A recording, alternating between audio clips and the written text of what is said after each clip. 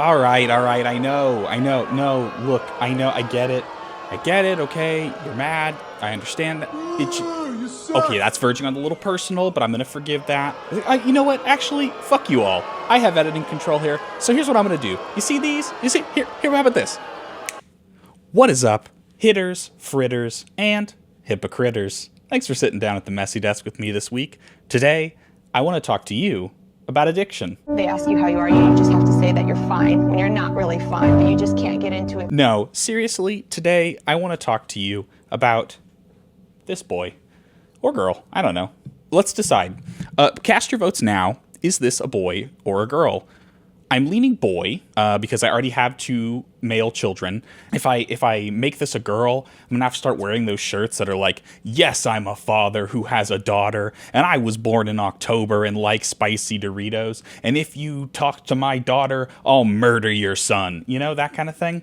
And I don't know that I'm ready for that stage in my life. I already have so many sick shirts, I don't know that I can replace them with that kind of graphic design violence. So instead of doing that, let's just call this gentleman Arturo. So I have the Arturo Quattro here, and I'm very excited about it. It was something that I had been wanting to try for a very long time, and it never felt worth it to me. Price never felt right, etc., etc. I make a video about how you shouldn't buy new gear. You guys should know I'm a joke. Why are you listening to me? I have new gear now, and you love it. You love that I'm consuming, and you love consuming my consumption. And I love you consuming my consumption. So let's keep doing it. What do you say? Okay, this is a very unstructured video. None of my videos are very structured, but this one especially so. But don't worry about me rambling too much because I have to pee, and eventually we're gonna reach a breaking point where I have to get up, and once I stand up, there's no getting back down. So let's just get going. Without further ado, the analog for my boy Arturo. What are my first impressions? What are my general feelings? Am I gonna make it to the end of this video without soiling myself? We're gonna answer 2 out of 3 of those questions today, so stick around to find out which. Let's talk about it.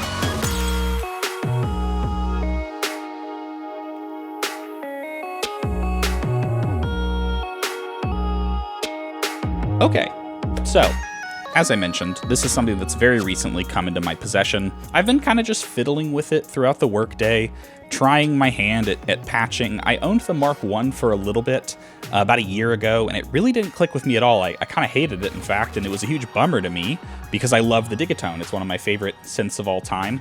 But I think the reason I didn't quite get along with it is that I'm just admittedly not a synth patcher, really. I'm not good at designing patches from scratch, and so I really love synths that make it easy for me to stumble into happy accident territory. The Novation Peak is great at this. The Digitone is fantastic at this. I have a whole video about that, which you can watch on this YouTube channel. I'm going to put a white square in this area, and you'll click on it after this one and watch it and like it and comment and subscribe, and we'll keep the chain, the prison industrial complex of my content creation going. All right, sound like a deal? Cool. So I was really hesitant to ever pick up a Mark II, but when I went down to Perfect Circuit a couple months ago, I got a chance to fiddle with one in their showroom, and I don't know, it might just be a placebo effect. It might just be a shiny consumerism thing where this looks fucking gorgeous, and the other one looks not gorgeous, and so it's just more pleasing to work with. Might be the quick performance amount macros, might be the added buttons. I don't really know, but I just clicked with it. And so I knew, okay, I'm going to buy one of these things eventually. And now I have. So what are my first thoughts on it? It's fun. It's great. I've been enjoying it quite a bit. It's interesting to me using it solely on its own, trying to make, you're not going to make full tracks unless you're Ivar, who's fucking insane. I'll link to his channel here and here. He can make full tracks with it because he's a god and everything he touches is gold. But me, a dummy, can't do it. Doesn't sound good. But it's a fun thing to try. It's always fun to challenge yourself to be minimalistic in this regard. So I've kind of tried to work within those constraints a little bit. And yeah, let's just talk about a few things. Something that I really think is a neat trick. I picked this up from a loop hop video that I watched when debating, endlessly whether or not I was going to buy the billionth thing. which is that, yes, the Analog 4 is a 4-voice synthesizer, but you can actually make chords with it just using one voice because your sub-oscillator can be tuned to a fifth, and your second oscillator can be tuned independently. So I have this one tuned to, a fifth in the sub-octave, and then in the fine tuning, or in the coarse tuning, rather, this is tuned up 9 semitones, so you get a nice chord. And if you just keep adjusting this,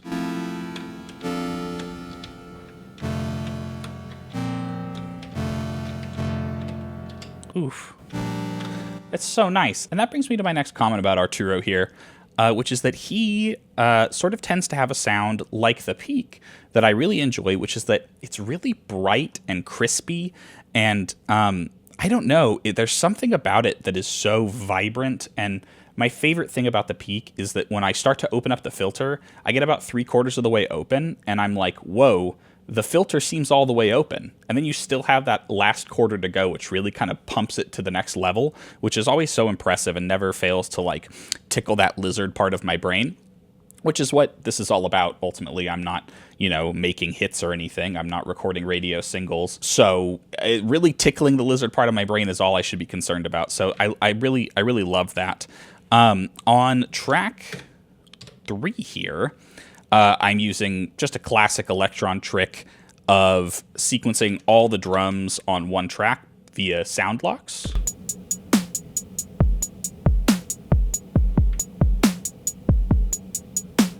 So if you hold a step and you move this level knob, you can start selecting other sounds from your sound pool. And you can see if I hold them, the way that the synthesis page changes, you can see I got different stuff going on different steps there. And oh, that's kind of nice. I didn't notice that in the little UI. It shows you what you have locked there. Very useful. And then on this track here, I have a fun little polyrhythm kind of thing going on.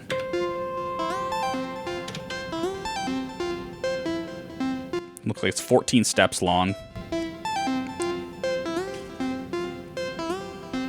And a lot of the steps have conditional triggers on them, just so that it's a polymeter, not a polyrhythm, so that the polymeter keeps continuously being even more generative than it would be just rhythmically on its own. It's also generative melodically, which is very nice. And you can hear that there are some note slides here. And I want to say that using this has been kind of frustrating, but in a very positive way, because the way that note slides are implemented on my boy Arturo here really is so nice and so intuitive that going back to doing slide tricks on the Octatrack makes me big fat boy angry. And it's so useful. There are these dimmed triggers to show you where your triggers are. I only have one page here, so I don't need to flip through it. But if you put them there,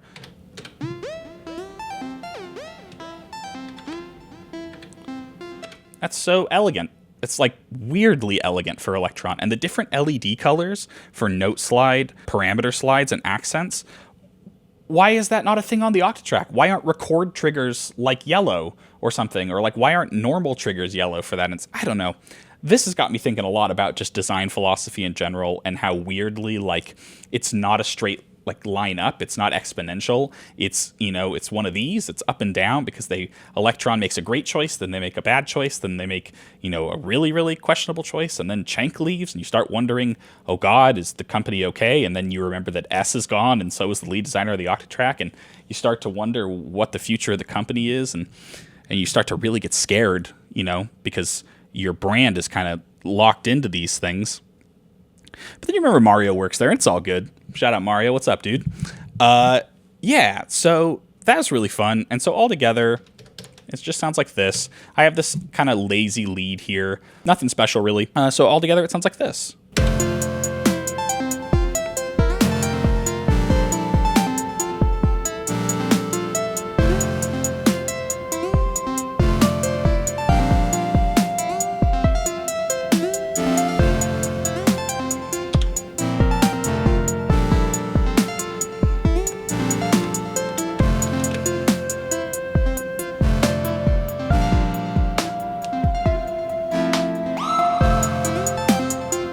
That's nice. I think that sounds great. What I'm doing is whatever, but I think that just the raw synth engine just sounds fucking primo fantastico. Gracias, Arturo.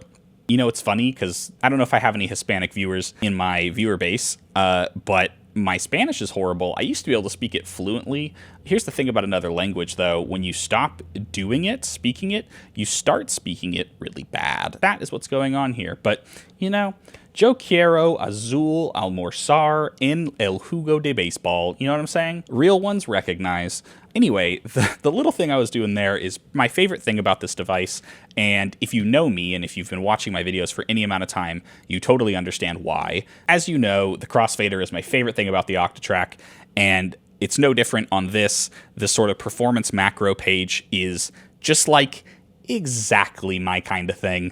You can configure any of these 10 performances, any of these 10 macros, basically, to do a variety of different things at a variety of different depths. They're just macros. But the really nice thing on the Mark II is that you have this quick performance knob. If you hold this performance button, you can choose however many of these macros you want to assign to this knob. Then when you turn the knob, oh, look, they all go together, and we love to see that.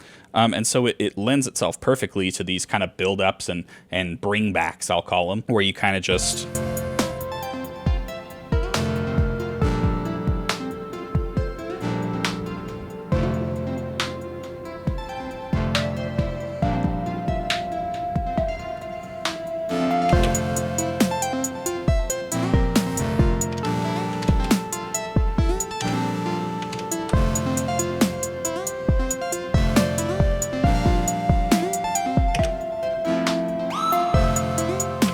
Ooh, I love that.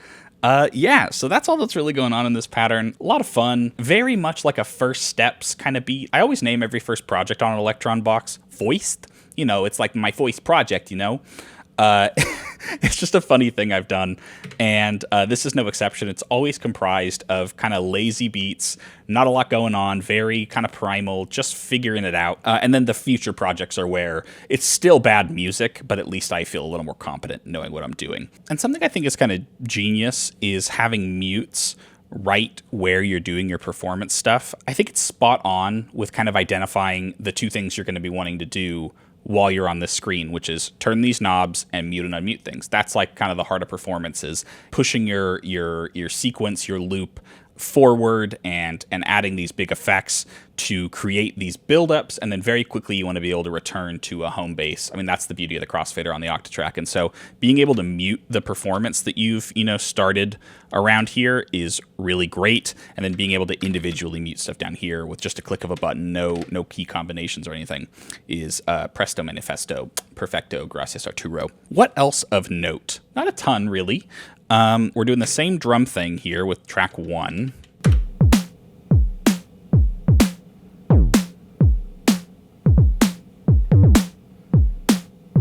Some step locking, some parameter locking. I mean, just classic Electron stuff.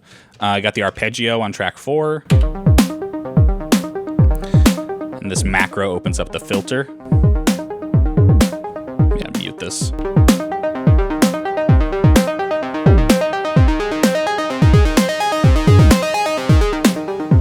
And then we have the bass on track 2. Oh, jeez. Come on.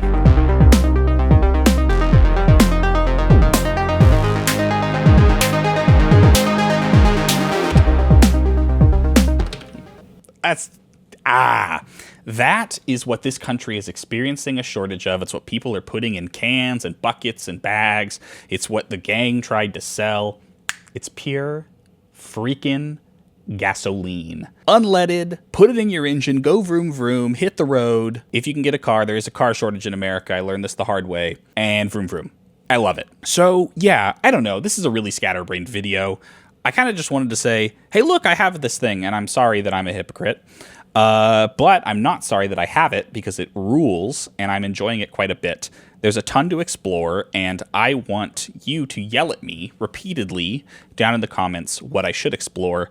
I think the having its own note slide and parameter slide thing is interesting. I like that a little more than having to do it the way you have to do it on the Octatrack, which is, no surprise, very tedious. I don't know what trig mutes are, so tell me. I'll read the manual eventually, but not now.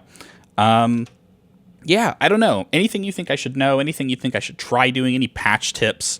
I'm very much kind of a a helpless little bird in this regard. I'm not very much of a patch man, as I've said before. So any help there is tight. Yeah, so far, no regrets, really enjoying it. Right up there with the Digitone in terms of just sounding immediately very, very good. Whether or not I'll be able to patch kind of more complex or versatile things is going to be something that I'm just going to have to keep exploring and pushing myself to try. Also really digging the performance macros. Definitely going to dig deep into that. Probably going to be the way I make up for my lack of synthesis chops.